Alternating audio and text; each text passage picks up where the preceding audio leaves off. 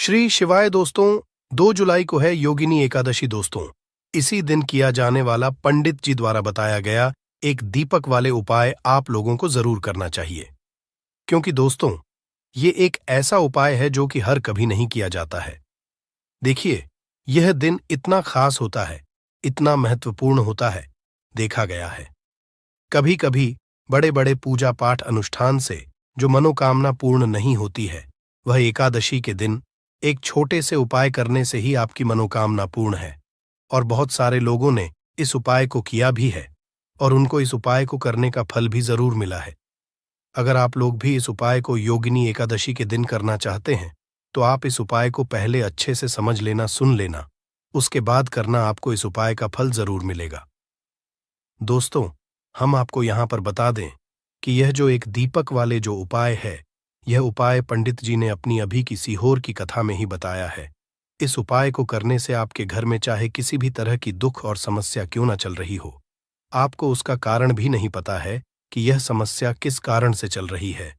उसका कुछ भी कारण हो सकता है, जैसे पितृदोष हो सकता है या किसी भी तरह का मंगल दोष भी हो सकता है, और भी बहुत तरह के दोष होते हैं, कुछ भी हो सकता है। पर आपको इस उपाय को करने के लिए अपने दोष को पता लगाने की भी जरूरत नहीं है। आपके घर में किस कारण से इतनी दुख और परेशानी आ रही है, वह भी आपको पता जरूरत नहीं है। इस एक दीपक वाले उपाय को आप लोगों को कर लेना है, क्योंकि इसी एकमात्र उपाय को करने से आपके पूरे घर परिवार में सुख और शांति हो जाएगी। आपके घर में अच्छे अच्छे काम होने लगेंगे। आपकी जो भी मनोकामना होगी वह भी धीरे धीरे करके पूर्ण होना शुरू हो जाएगी। दोस्तों, अब इस उपाय को करना किस समय है, ये भी आप लोग जान लीजिए। देखिए, इस एक दीपक वाले उपाय को करने का जो समय है वो सीधी सी बात है, सुबह का समय है, प्रातःकाल का समय है। वैसे दोस्तों, योगिनी एकादशी के पूरे दिन मंदिर खुले रहते हैं।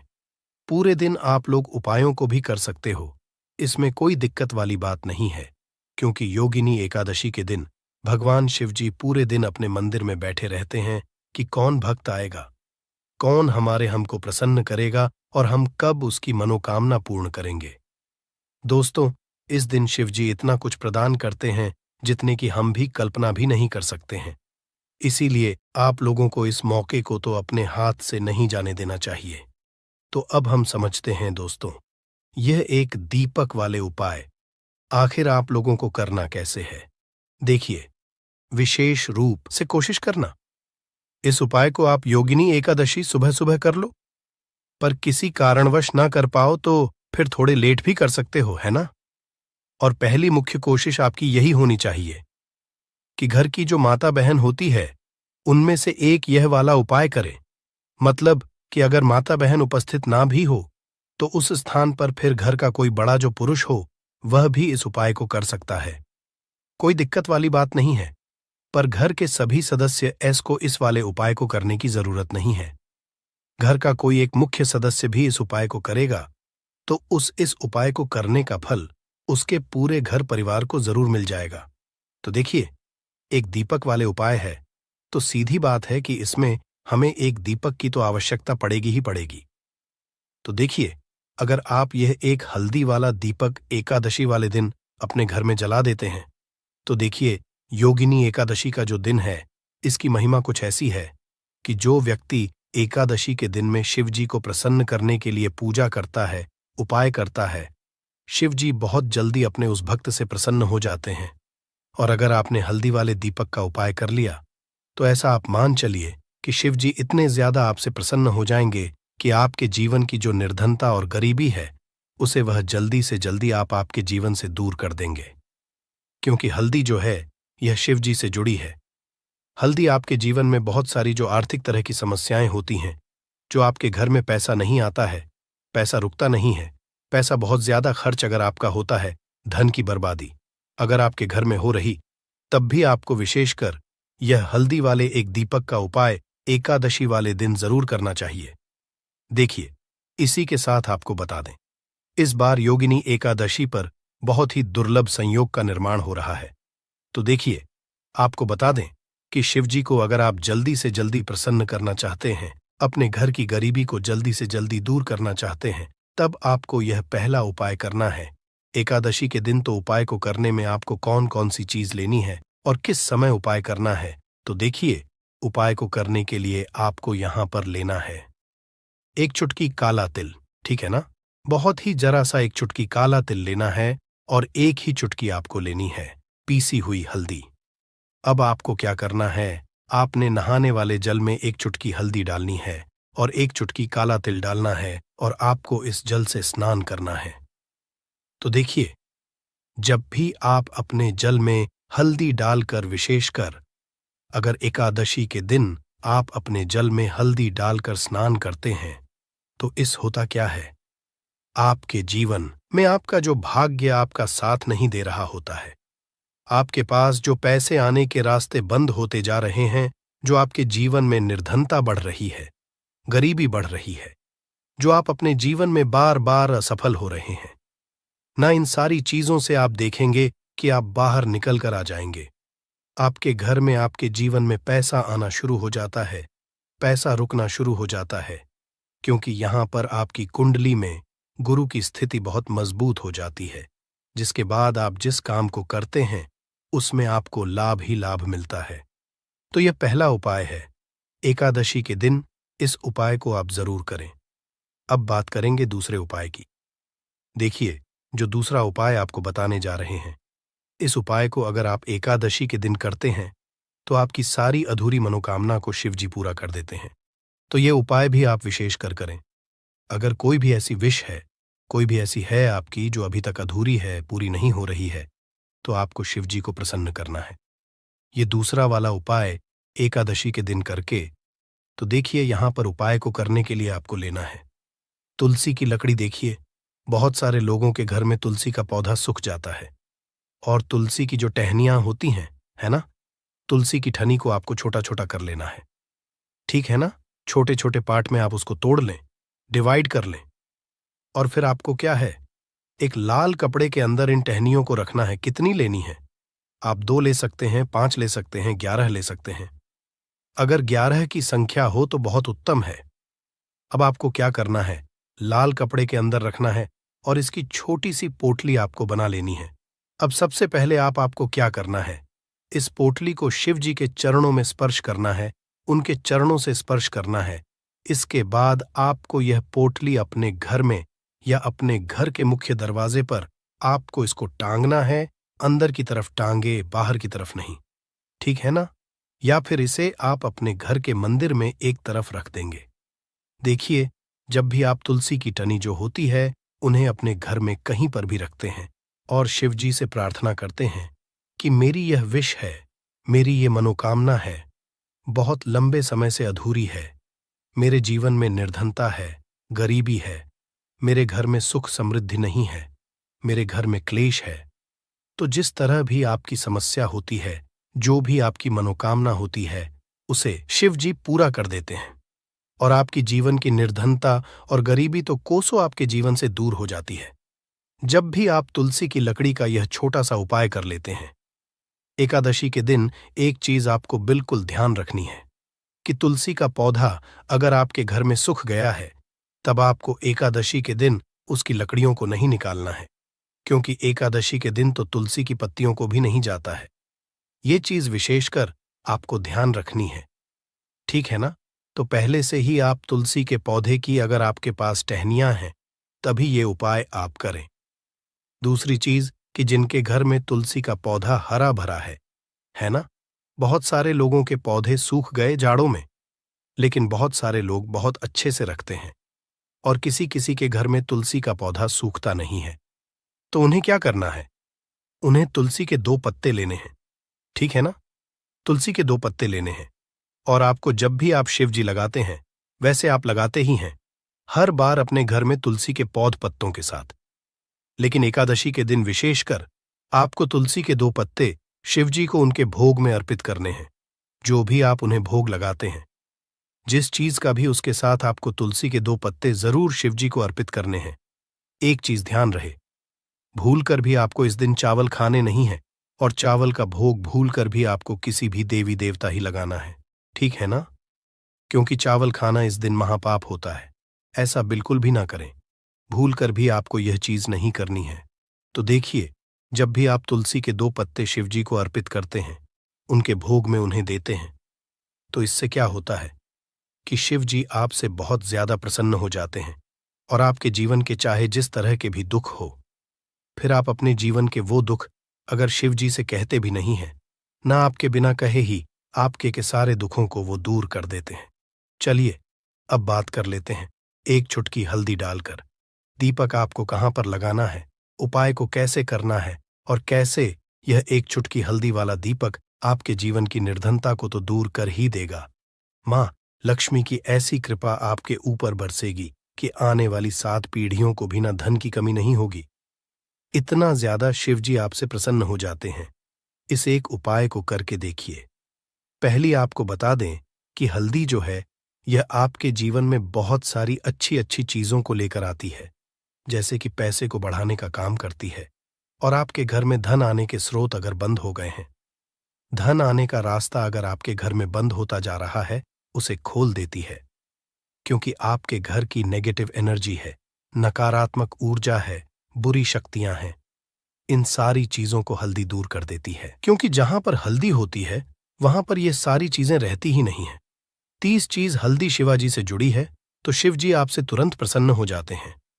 जब भी आप हल्दी का कोई उपाय करते हैं तो आपको पीसी हुई एक चुटकी हल्दी लेनी है और ये एक चुटकी पीसी हुई हल्दी आपको दीपक के अंदर डालनी है। शुद्ध देसी घी का दीपक आप तैयार करेंगे, गोल बाती लगाएंगे और फिर उसके अंदर एक चुटकी हल्दी आपको डालना है। अब देखिए, ये हल्दी वाला दीपक आपको लगाना कहाँ पर है। ये दीपक अगर आपके घर में तुलसी जी का पौधा हरा भरा है और तुलसी का पौधा है, तब तो आप तुलसी जी के पौधे के पास लगाएंगे। बहुत सारे लोग हैं जिनके घर में अभी तुलसी का पौधा नहीं है। कुछ लोगों का सुख गया या किसी किसी के घर में होता नहीं है ना?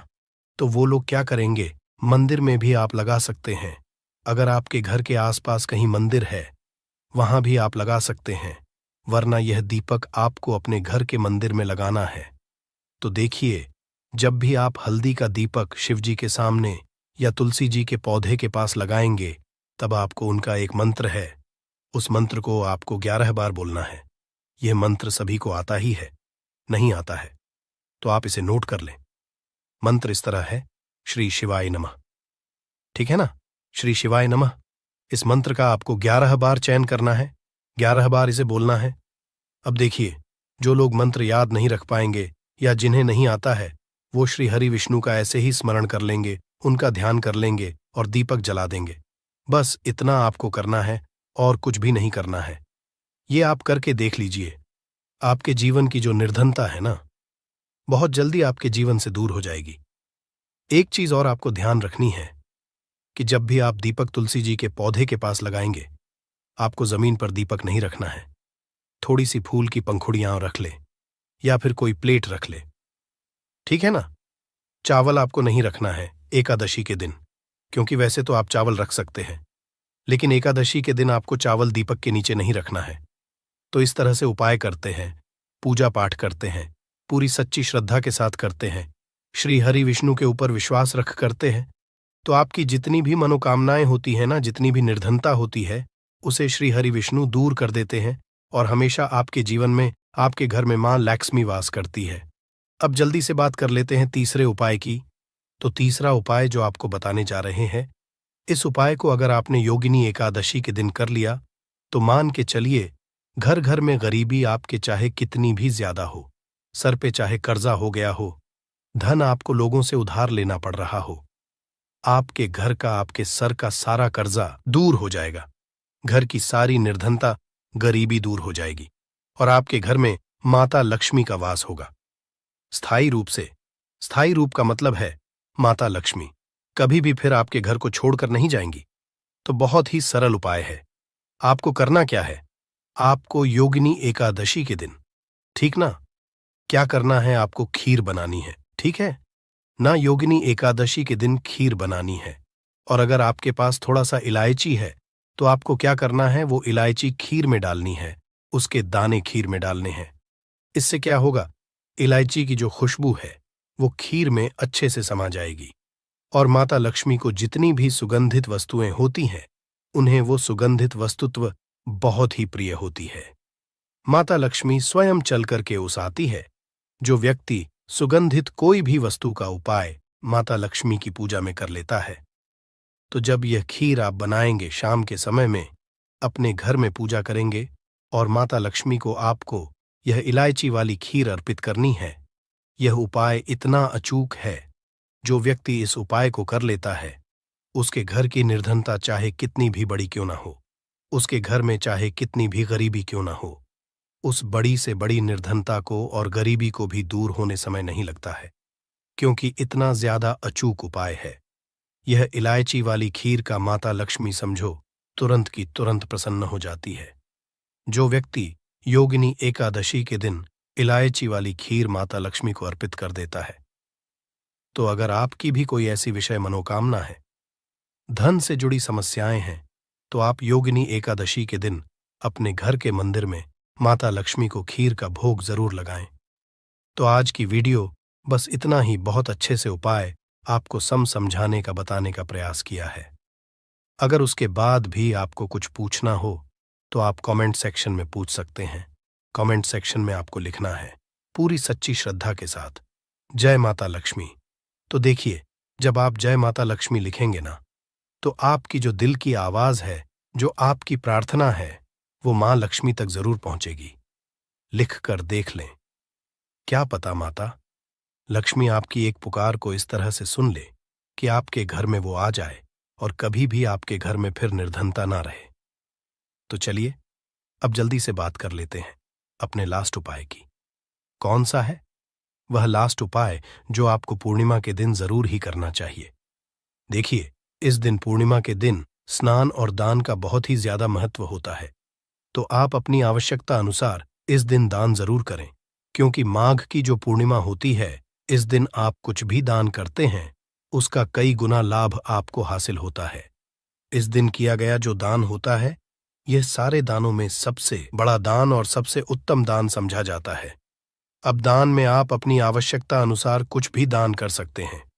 अनाज का दान कर सकते हैं, दानों का दान कर सकते हैं, और भी बहुत सारी चीजें होती हैं जो आप इस दिन अपनी आवश्यकता अनुसार दान कर सकते हैं। साथ ही साथ आपको ध्यान रहे कि आपको पूर्णिमा के दिन वैसे तो कभी भी ऐसा नहीं करना चाहिए। पूर्णिमा के दिन भी आपको कभी किसी व्यक्ति ऊपर चिल्लाना नहीं चाहिए, गुस्सा नहीं करना चाहिए, और इस दिन आपको बिल्कुल शांत रहना चाहिए। जितना हो सके महादेव का नाम स्मरण करें, हर हर महादेव बोलते रहे। आपके जीवन में कभी संकट और कष्ट महादेव आने ही नहीं देंगे। मां लक्ष्मी का भी आशीर्वाद हासिल होता है। परंतु अगर आप किसी कारणवश योगिनी एकादशी का व्रत नहीं भी कर पा रहे हैं, तो आप भगवान विष्णु की आज के दिन पूजा पाठ करके व्रत कथा अवश्य सुने और दान अवश्य करें। दोस्तों, आज की इस वीडियो में हम आषाढ़ माह के कृष्ण पक्ष की योगिनी एकादशी के विषय में बात करेंगे।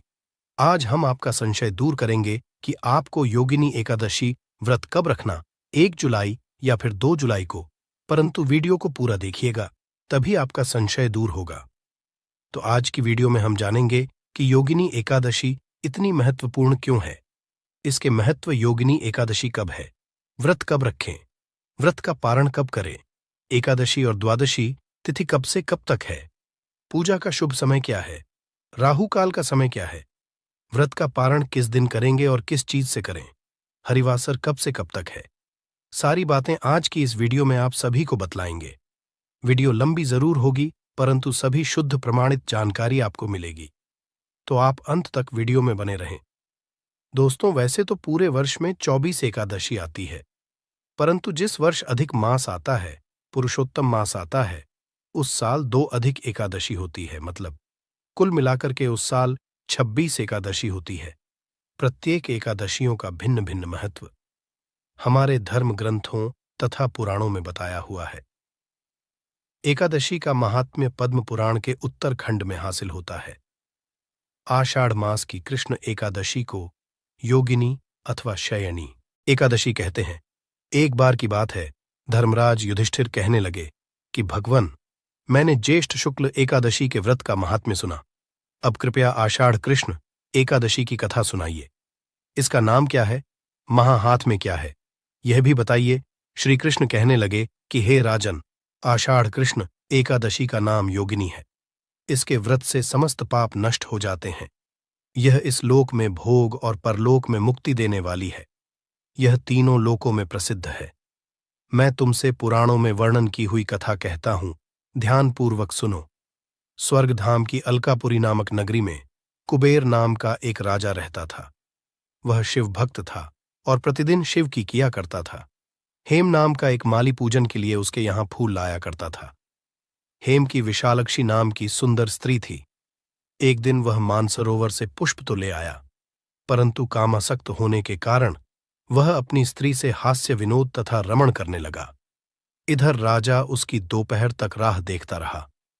अंत में राजा कुबर ने सेवकों को आज्ञा दी कि तुम लोग जाकर माली के ना आने का कारण पता करो, क्योंकि वह अभी तक पुष्प लेकर नहीं आया। सेवकों ने कहा कि महाराज, वह पापी अतिकामी है, अपनी स्त्री के साथ हास्य विनोद और रमण कर रहा होगा। यह सुनकर कुबेर ने क्रोधित होकर उसे बुलाया। हे माली राजा के भय से कांपता हुआ उपस्थित हुआ। राजा कुबेर ने क्रोध में आकर कहा, अरे पापी नीच कामी, तूने मेरे परम पूजनीय ईश्वरों के ईश्वर श्री शिवजी महाराज का अनादर किया है। इसलिए मैं तुझे श्राप देता हूं कि तू स्त्री का वियोग सहेगा और मृत्युलोक में जाकर कोढ़ी होगा। कुबेर के श्राप से हे माली का स्वर्ग से पतन हो गया और वह उसी क्षण पृथ्वी पर गिर गया। भूतल पर आते ही उसके शरीर में श्वेत कोढ़ हो गया। उसकी स्त्री भी उसी समय अंतर्ध्यान हो गई। मृत्युलोक में आकर माली ने महान दुख भोगे। भयानक जंगल में जाकर बिना अन्न और जल के भटकता रहा। रात्रि को निद्रा भी नहीं आती थी, परंतु शिव जी की पूजा के प्रभाव से उसको पिछले जन्म की स्मृति का ज्ञान रहा। घूमते घूमते एक दिन वह मर्कंडेय ऋषि के आश्रम में पहुंच गया, जो ब्रह्मा से भी अधिक वृद्ध थे और जिनका आश्रम ब्रह्मा की सभा के समान लगता था। हे माली वहां जाकर उनके पैरों में पड़ गया। उसे देखकर मर्कंडेय ऋषि बोले, तुमने ऐसा कौन सा पाप किया है जिसके प्रभाव से ये हालत हो गई? हे माली ने सारा वृतांत कह सुनाया। ये सुनकर ऋषि बोले, निश्चित ही तूने मेरे सम्मुख सत्य वचन कहे हैं, इसलिए तेरे उद्धार के लिए मैं एक व्रत बताता हूं। अगर तू ज्येष्ठ मास के कृष्णा पक्ष की योगिनी नामक एकादशी का विधिपूर्वक व्रत करेगा तो तेरे सब पाप नष्ट हो जाएंगे। यह सुनकर हे माली ने अत्यंत प्रसन्न होकर मुनि को साष्टांग प्रणाम किया। मुनि ने उसे स्नेह के साथ उठाया। हे माली ने मुनि के कथन अनुसार विधिपूर्वक योगिनी एकादशी का व्रत किया। इस व्रत के प्रभाव से अपने पुराने में आकर वह अपनी स्त्री के साथ सुखपूर्वक रहने लगा। दोस्तों, ये थी योगिनी एकादशी का महत्व। अब जान लेते हैं योगिनी एकादशी व्रत के क्या नियम होते हैं, उसके बाद जानेंगे पूजा विधि और योगिनी एकादशी का शुभ मुहूर्त क्या है और पारण विधि। अब एकादशी व्रत के जो नियम हैं वो मैं आपको बता देता हूं। जब आप एकादशी व्रत शुरू करते हैं तो ये दिन दिन का व्रत होता है। दशमी तिथि से ही व्रत की शुरुआत हो जाती है। मतलब कि दशमी ऐसा समझा जाता है कि शाम के बाद आपको भोजन नहीं ग्रहण करना चाहिए। जो एकादशी व्रत होता है उसमें शरीर में एक भी अन्न का दाना नहीं होना चाहिए। तो दशमी तिथि को भी आप सुबह स्नान ध्यान करके शुद्ध रहेंगे। पूरे दिन आपको इस दिन भी किसी भी तरह का तामसिक भोजन, मतलब मांस मदिरा, लहसुन प्याज, इसका सेवन नहीं करना है। दशमी तिथि को एकादशी वाले दिन आप व्रत का संकल्प दशमी तिथि के शाम के भोजन के बारे में बता रहा हूं दोस्तों, जिसमें कि आपको दोस्तों चावल बिल्कुल नहीं लेना है। और दशमी तिथि के दिन अगर आप गृहस्थ है तो जब आप आसमान में जैसे तारे उदय हो जाए उस समय पर आप अपना भोजन ग्रहण कर लीजिए। अगर आप सन्यासी हैं या विधवा है तो आप और जल्दी इस भोजन को ग्रहण करें, करीब 5 बजे के आसपास। इसके बाद दोस्तों रात में आपको बिल्कुल भी भोजन ग्रहण नहीं करना है। आपको दशमी तिथि दिन अपने व्रत की शुरुआत करनी है। और दोस्तों इस दिन पर जौ, गेहूं, मूंग और शक्कर, सेंधा, नमक, काली मिर्च और घी से बना हुआ भोजन आपको ग्रहण करना है। इस भोजन को ग्रहण करने के बाद रात भर आपको उपवास रखना है, जिससे कि जब आपका एकादशी का व्रत अगले दिन शुरू हो उस समय पर आपके पेट में अनाज का बिल्कुल भी दाना नहीं होना चाहिए। इस व्रत को महापुण्य फलदायी बताया गया है कि नियम थोड़े से कठोर हैं। ऐसा कहा जाता है दोस्तों अगर आप एकादशी का व्रत निर्जला रखते हैं तो आपको कई गुना उसका फल हासिल होता है। अगर आप दोस्तों निर्जला उपवास नहीं रख सकते तो फलाहार करके उपवास रखते हैं, मतलब फल, जिसमें कि दोस्तों बताया गया है आम, केला, अंगूर, बादाम, पिस्ता, इन्हें अमृतदायी फल बताया गया है। इन फलों को खाकर आप इस उपवास को रख सकते हैं। एक दोस्तों शाम के समय आप नमकीन फलाहार भी कर सकते हैं, अगर आपका शरीर साथ नहीं देता, जिसमें कि आप सिंघाड़े के आटे की पूरी आलू के साथ बना सकते हैं। जो भी सिंपल फलाहार है वह करिएगा। समय का चावल और मूंगफली मत खाइएगा, ये मैं खाने के लिए मना कर रहा हूं। आलू वगैरह खाकर उपवास को करिए। जब एकादशी का व्रत हो जाए, शाम के बाद अगले दिन द्वादशी के दिन जब आप सुबह जागते हैं, उसके बाद नहा होकर भगवान का पूजन करिएगा। और आप इस दिन पर ब्राह्मण भोज करा सकते हैं तो ब्राह्मण भोज जरूर कराइए, नहीं करा सकते तो आप उनके खाने पीने का जो कच्चा सामान है, जिसे कि सीधा बोलते हैं, वह ब्राह्मणों को जरूर दीजिए। और मान्यताओं के अनुसार हरिवासन के समय व्रत नहीं खोला जाता है। हमेशा हरिवासन का समय बीतने के बाद और सूर्योदय के बाद ही व्रत खोलना चाहिए। आपको इस दिन किसी के बारे बुरा नहीं बोलना है, बुरे वचन से आपको बचना है। एकादशी व्रत में ज्यादा बोलना भी मना होता है, तो आप इस दिन जितना कम बोले उतना ही अच्छा है। ये इसीलिए होता है कि हम ज्यादा बोलते बोलते कहीं किसी की बुराई या निंदा ना कर दें। आइए अब जानते हैं योगिनी एकादशी, पूजा विधि और शुभ मुहूर्त के बारे में। एकादशी के दिन आप जब व्रत रखें तो सुबह जल्दी उठकर घर की साफ सफाई करके स्नान और इस दिन भगवान विष्णु का पूजन पीले रंग की सामग्रियों से जरूर करें। भगवान को स्नान कराकर पीला चंदन लगाए, पीले वस्त्र अर्पित करें, पीले पुष्प अर्पित करें और पीले ही रंग के फल या पीले मिठाइयों का भोग भगवान को आज के दिन लगाना चाहिए। सुबह को धूप दीप जलाकर भगवान विष्णु के मंत्रों का जाप करें। एयूएम नमो भगवते वासुदेवाय नमः, एयूएम श्री विष्णु नमः, या फिर हरे कृष्ण का जाप भी आप सच्चे मन से कर सकते हैं। साथ में मां लक्ष्मी जी का पूजन करें। भगवान श्री कृष्णा का पूजन आज के दिन करें। व्रत की कथा पढ़े सुने और अपना व्रत प्रारंभ करें। सुबह को आप केवल फलों का ही भोग भगवान को लगाए। इसके अलावा आप मेवों का भोग भी भगवान को अर्पित कर सकते हैं। दिन भर उपवास रखें। शाम के समय एक बार फिर से विधि विधान से पूजा करें। भगवान को आप ही समय भोग लगाएं और साथ में तुलसी पत्र जरूर रखें। अगले दिन शुभ मुहूर्त में व्रत का पारण करने से पहले पूजन करें।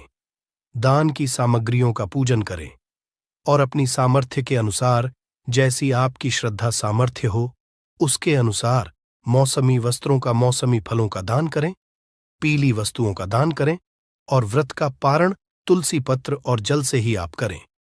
सबसे शुभ समझा जाता है। जो लोग व्रत का पारण करते समय तुलसी पत्र मुख में रखते हैं, उनके सभी पापों का नाश हो जाता है और उनका व्रत भी भगवान विष्णु स्वीकार करते हैं। तुलसी पत्र के अलावा भगवान विष्णु को बेर आंवले भी अर्पित कर सकते हैं। एकादशी और द्वादशी तिथि के दिन घर में शुद्ध सात्विक भोजन बने। एकादशी के दिन चावल का प्रयोग नहीं किया जाता है। महिलाओं को इस दिन सर से स्नान नहीं करना चाहिए। एकादशी के दिन तुलसी जी में जल अर्पित नहीं किया जाता है। आइए जानते हैं योगिनी एकादशी शुभ मुहूर्त पारण के बारे में। परंतु उससे पहले अभी तक आपने वीडियो को लाइक नहीं किया है तो वीडियो को लाइक करके चैनल को सब्सक्राइब अवश्य करें। इस्कॉन मंदिर के कैलेंडर के अनुसार और ज्योतिष शास्त्र के अनुसार आषाढ़ मास के कृष्ण पक्ष की एकादशी 1 जुलाई सोमवार को सुबह 10:20 पर शुरू होकर अगले दिन 2 जुलाई मंगलवार को 8:42 पर समाप्त होगी। सनातन धर्म के अनुसार हम सब एकादशी का व्रत उदय तिथि के दिन रखते हैं। उस दिन रखना श्रेष्ठ फल देता है, इसलिए इस बार योगिनी एकादशी का उपवास 2 जुलाई मंगलवार 2024 को रखा जाएगा। एकादशी के दिन सूर्योदय का समय रहेगा। सुबह 5:27 पर सूर्यास्त का समय रहेगा। 7:23 पर एकादशी के दिन ब्रह्म मुहूर्त का समय रहेगा। सुबह 4:07 से 4:45 तक और विजय मुहूर्त का समय होगा। एकादशी के दिन अर्थात 2 जुलाई को सुबह 2:44 से 3:40 तक द्वादशी तिथि शुरू होगी। 2 जुलाई 8:42 पूर्वाह्न से जुलाई 3 7:10 पूर्वाह्न तक और राहु काल का समय रहेगा। 2 मंगलवार को दोपहर 3:51 से शाम 5:32 तक। राहु काल के समय कोई भी शुभ कार्य नहीं करते। इस बात का ध्यान रखिएगा। अभिजीत मुहूर्त रहेगा दोपहर 12:04 से दोपहर 12:57 तक। अमृतकाल रहेगा सुबह 2:20 से सुबह 3:53 तक। इस बार योगिनी एकादशी का दिन बेहद खास है, क्योंकि इस दिन या 2 नहीं बल्कि 5 शुभ योग का महासंयोग बन रहा है। ऐसे में इस दौरान किए गए कार्यों का शुभ फल मिलने की संभावना ज्यादा है। इस बार योगिनी एकादशी पर धृत योग, सर्वार्थ सिद्धि योग, त्रिपुष्कर योग, शिववास योग, बाल्व तैतिल और कौलवकरण योग का महासंयोग बन रहा है। एकादशी के दिन धृत योग बन रहा है। धृतीय योग इस दिन सुबह 11:17 तक रहेगा। इसके बाद शूल योग बन रहा है। धृतीय योग में भगवान विष्णु की पूजा करने का परम शुभ फल हासिल होता है। ज्योतिषियों के अनुसार माने तो इस दिन त्रिपुष्कर योग भी बन रहा है और यह योग 2 जुलाई को सुबह 8:42 से शुरू हो रहा है, जो अगले दिन 3 जुलाई मंगलवार को सुबह 4:40 तक रहेगा।